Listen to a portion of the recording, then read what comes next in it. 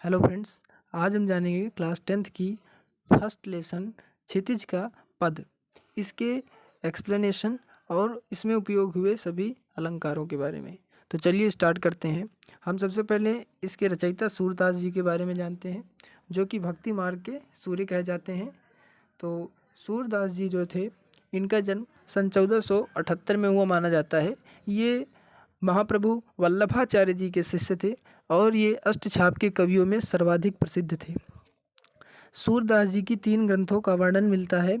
उनमें से जो सूर सागर था वो सर्वाधिक लोकप्रिय था। उनके 3 ग्रंथ थे, सूर सागर, साहित्य लहरी और सूर सरावली। तो इन तीनों ग्रंथों में भगवान श्री कृष्ण का अनुपम चित्रण सूरदास जी के द्वारा किया गया है। इन्होंने भगवान श्री कृष्ण का अपने अंतर चक्षुओं से इतना मनोरम वर्णन किया है जो आँख वाला व्यक्ति भी नहीं कर सकता। कहा जाता है कि सूरदास जी के ब्रज भाषा का जो निखरा हुआ रूप है वह चली आ रही लोकगीतों की परंपरा का श्रेष्ठ कड़ी बनाता जा रहा है। तो उन्हीं में से 4 पदों में से हम पहले पद का आज एक्सप्लेनेशन देखते हैं। तो चलिए पहले पद की ओर चलते हैं। इसमें क्या है कि सूरदास जी ने भगवान श्री कृष्ण के जब वो मथुरा को चले गए थे वृंदावन से, तब वापस नहीं आ पाए थे। तो उनके जो प्रेम था गोपियों के प्रति और गोपियों का जो कृष्ण के प्रति प्रेम था, उसको योग संदेश के माध्यम से उद्धव कहते हैं कि हम गोपियों की मोह को मिटा देंगे। इसलिए भगवान श्री कृष्ण उद्धव का अहंकार तोड़ने के लिए उद्धव को गोपियों के पास भेजते हैं, उनका योग संदेश लेकर के। तो यहाँ पर जब उद्धव आते हैं तो यहाँ से भ्रमर गीत का ये चारों पद हैं। तो जैसे ही वहाँ पे भवना आ जाता है तो वहीं से भ्रमर गीत का शुरुआत होती है। तो यहाँ पे भ्रमर गीत का पहला पद है।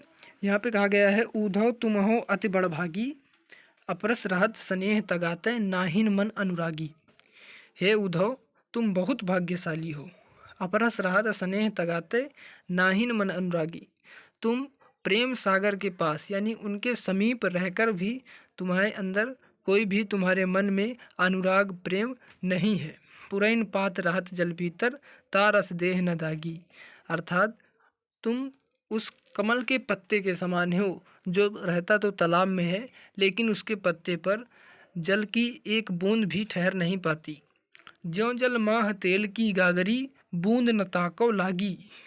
जिस प्रकार से तेल से भरी हुई गगरी को यदि तालाब में, नदी में छोड़ दिया जाए तो उस पर एक बूंद भी ठहर नहीं पाती, उस पर एक बूंद भी नहीं रुक पाती, वो लुढ़क जाती है, नीचे गिर जाती है। और आगे है, प्रीति नदी में पाँव न बोरियों, दृष्टि न रूप परागी। तुमने भगवान श्री कृष्ण रूपी प्रीत नदी में अपना स्नान करने की तो बात दूर है, तुमने अपने पैरों तक को नहीं डुबोया।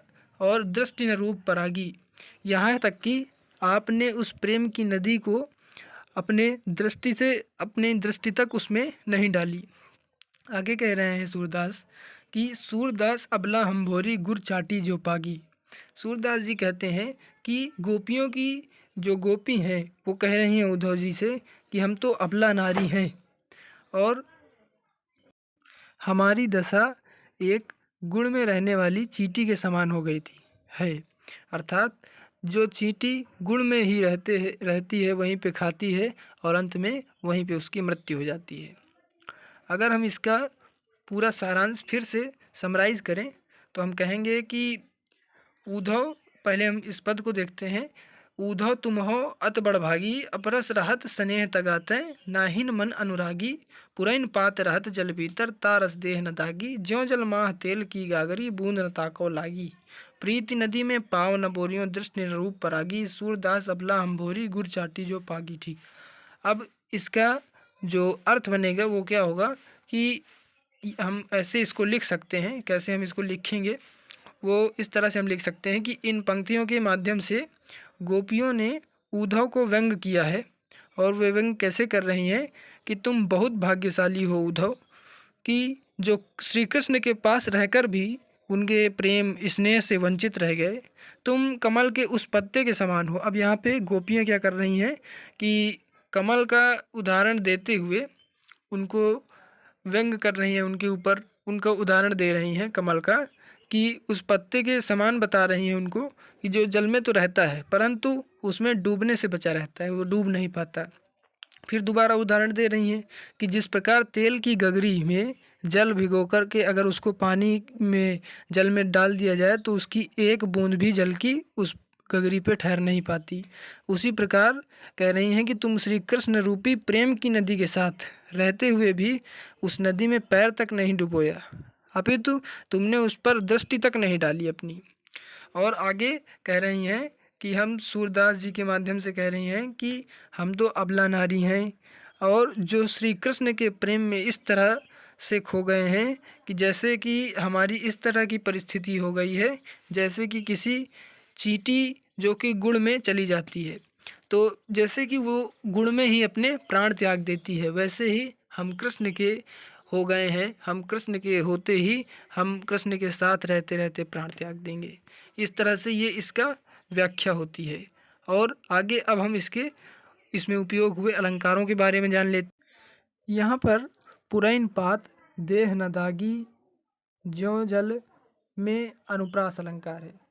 ये इस तरह से इन सभी पदों में बहुत से यहाँ पे पद मिल जाएंगे आपको जहाँ पर अनुप्रास अलंकार का प्रयोग हुआ है।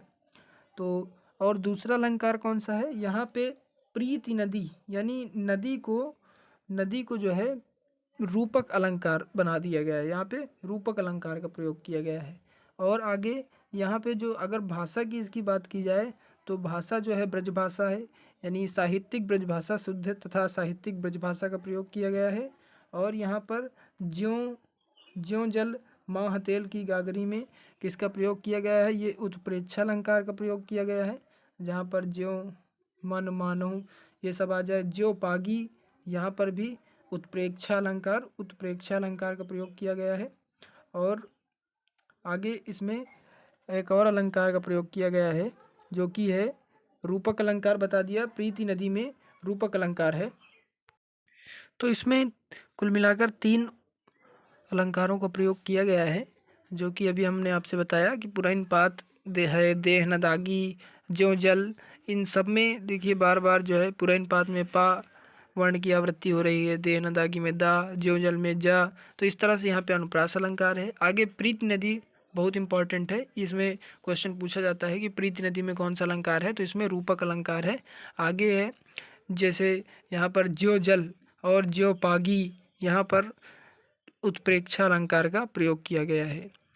अब आगे हम इसके इसी तरह से देखते, अगर इसको समराइज करना चाहें तो इसका जो पूरा निचोड़ निकलता है वो ये है कि इसमें गोपियों ने उद्धव से शिकायत की है कि यदि उद्धव भी अगर स्नेह के बंधन में प्रेम के बंधन में बंधते हैं तो वे भी जो विरह की वेदना होती है उसको भी अनुभूत कर सकते थे।